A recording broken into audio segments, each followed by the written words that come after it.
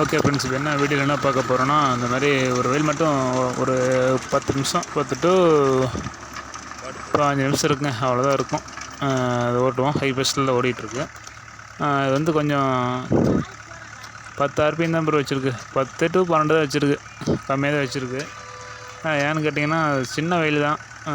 So மேலால் ஓட்டினா போதும். ஸோ அதனால் பாஞ்சு வச்சோன்னா கொஞ்சம் ஸ்பீடு போகும். லோ செகண்டில் ஓடிட்டுருக்கு சார். நம்ம லோ செகண்டில் ஓடிட்டுருக்கு. போதும் நண்பா, உங்களுக்கு இந்த மாதிரி லைட்டாக ஒரு இது வச்சாலே போதும். சரி, டர்னிங் ரேடியேஷன் நல்லாயிருக்கும். வண்டி ஸ்லோ ஸ்பீடு தான் ஓடிட்டுருக்குன்னு வச்சுங்களேன். ஸ்லோவாக தான் ஓடிட்டுருக்கு. அப்போ ரேடியேஷன் எல்லாம் பார்த்தீங்கன்னா நார்மலாக தான் இருக்கும். ஓட்டி அப்படியே கரையை பிடிச்சி தண்ணி விட்டால் வேலை முடிஞ்சு சோளம் வந்து வச்சுங்களேன். அவ்வளோதான், வேறு ஒன்றும் பெருசாக வேலை கிடையாது. லோ பஸ்ட்டில் ஓட்டி டெப்த்து கொடுக்கலாம். டெப்த் அதிகமாக சோளத்துக்கெலாம் சும்மா லேஸாக கொடுத்தா போதும்பா, ரொம்பலாம் அதிகமாக கொடுக்க தேவையில்ல. அதனால் பஸ்ட்லேயே கொடுத்து லோ ஸ்டாண்ட்லேயே போட்டு கொடுத்துக்கலாம் அப்படின்ட்டு. அது பார்த்திங்கன்னா வண்டி பார்த்தவங்க நல்லாயிருக்கும். நம்ம ஓட்டுறதுக்கு நல்லாயிருக்கும். டைமிங் வேரியேஷன் வந்து இந்த வண்டி பொறுத்த வரைக்கும், பெரிய வண்டி பொறுத்த வரைக்கும் போகிற ஸ்பீடோட இது ஸ்பீட் அதிகமாக போகும். அதனால் நீங்கள் 42 பிளேடு போட்டு ஓட்டுறீங்க அப்படின்னா அது 1/2 மணி நேரத்தில் முடியுது அப்படின்னா, இது நீங்கள் இதுலேயும் லோ செகண்ட் போட்டு ஓட்டிங்கன்னா அதே சேம் அதே எடுக்கலாம். மற்ற வண்டி வந்து 42 பிளேடு போட்டு லோ பஸ்ஸில் போகிறீங்கன்னு வச்சுங்க,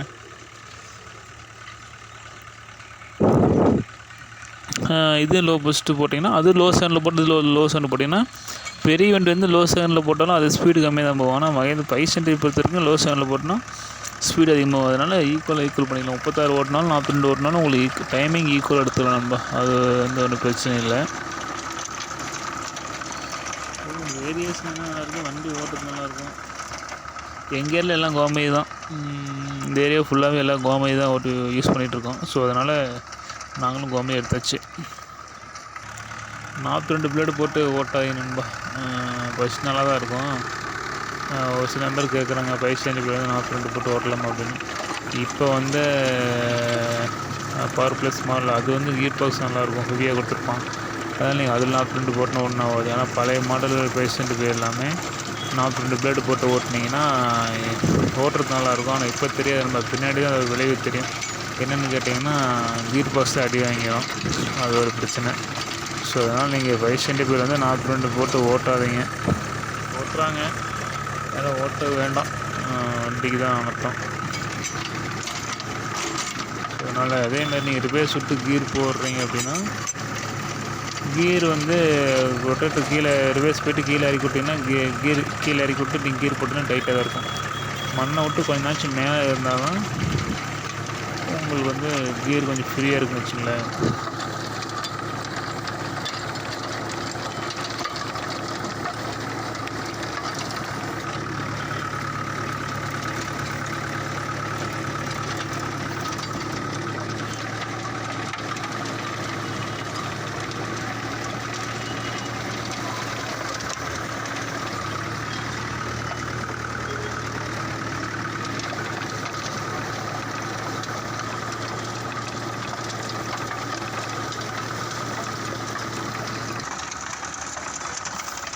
மற்றபடி உங்களுக்கு காலையில் நல்லா பனி.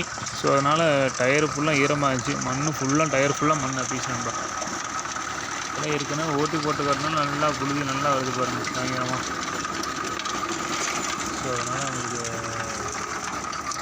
டெப்த்தையும் பொறுத்த வரைக்கும் பிரச்சனைன்னு வச்சுங்களேன். டெப்த்து நல்லா எடுக்கும் 575 பொறுத்த வரைக்கும். 475 நல்லாயிருக்கும். 275 ஓட்டலாம், அது நல்லா தான் இருக்கும்.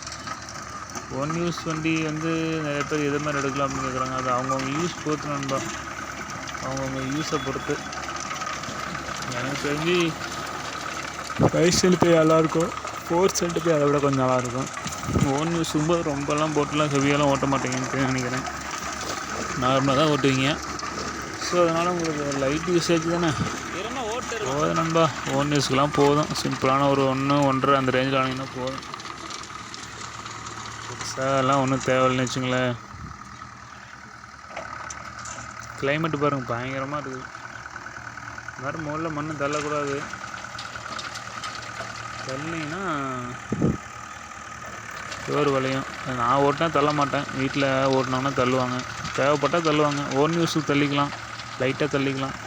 மற்றபடி எல்லாம் ஃபுல்லாக வெயிலே நிறவணும், அதெல்லாம் செட் ஆகாது.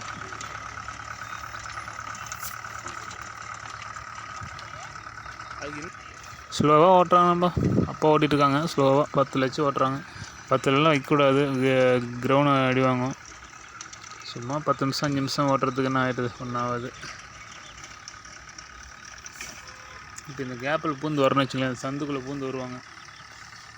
அது கொஞ்சம் ரிஸ்கெல்லாம், கரண்ட்டு கம்பம் இருக்குது, அதனால் சந்தில் பூந்து தான் வரணும்னு வச்சுங்களேன், சூடாக இருக்கும். உள்ள வர வேண்டியதாக இருக்கும்.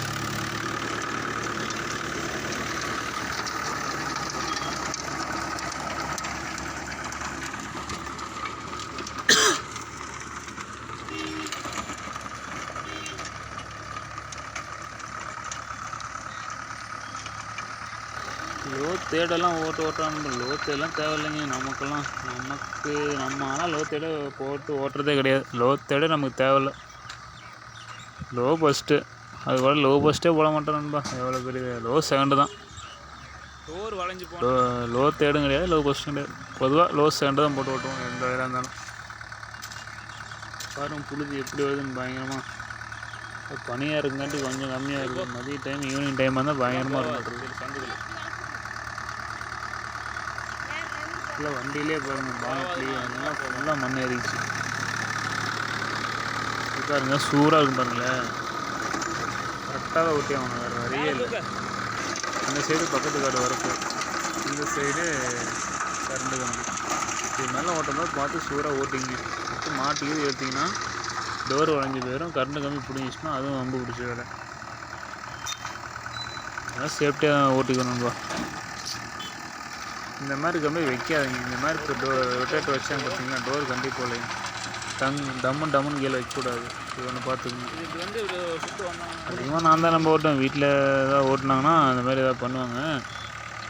ஸோ அதனால் நம்ம தான் அதிகம் ஓட்டுறதுனால அவங்க ஏதாவது கொஞ்சம் நேரம் ஓட்டினா அது ஒன்றும் ப்ராப்ளம் இல்லை.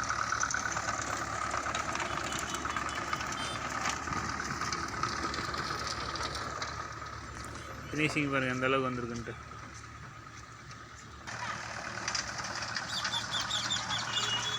நல்லா உங்களுக்கு லொக்கேஷன் நல்லா இருக்கும்பா, சூப்பராக இருக்கும். இல்லை ஊட்டிக்குள்ளே இருக்க மாதிரி இருக்குது நல்லா. காலையில் இதே மாதிரி தான் நல்லா தான் இருக்கும். வெயில் இல்லாமல் இதே மாதிரி இருந்ததுன்னா நல்லா செமையாக இருக்கும்ல. ஓட்டி முடிச்சாச்சு, வண்டி வெளியே வரும். பக்கத்தில் சின்னதாக ஒரு வெயில் ஒன்று இருக்குது, அதை மட்டும் ஓட்டணும். அதை மட்டும் ஓட்டினா வேலை முடிஞ்சுன்னு வச்சுங்களேன். பெருசாக எதுவும் அந்தளவுக்கு உங்களுக்கு வந்து இதாகாது. நார்மலாக ஓட்டிங்க. ரொட்டேட்டர் பற்றி ஏற்கனவே சொல்லியிருக்கேன்பா, இருந்தாலும் நீங்கள் பார்த்துக்கங்க. இதெல்லாம் ஃபஸ்ட்டில் போட்டு ஓட்டினாலே போதும். ஏன்னா டர்ன் ரேடியேஷன் திரும்பணும்ல, அதனால் ஃபஸ்ட்டில் போட்டு ஓட்டினாலே போதுமானது தான். ஃபஸ்ட்டு வந்து உங்களுக்கு ஃபினிஷிங் நல்லா இருக்கணும்பா. செகண்டு வந்து ஸ்பீடு போகும், ஃபினிஷிங் லைட்டாக கொஞ்சம் ஓரளவு பெருசாக ரொம்ப மண் ஓட்டின கடை தான் நல்லாயிருக்கும். ஈரம் பாதிச்சுன்னா நல்லா இருக்கும் வச்சுக்கலாம். எப்பயுமே உங்களுக்கு ஓகே நண்பா. தேங்க்யூ. சப்ஸ்கிரைப் பண்ணிங்க.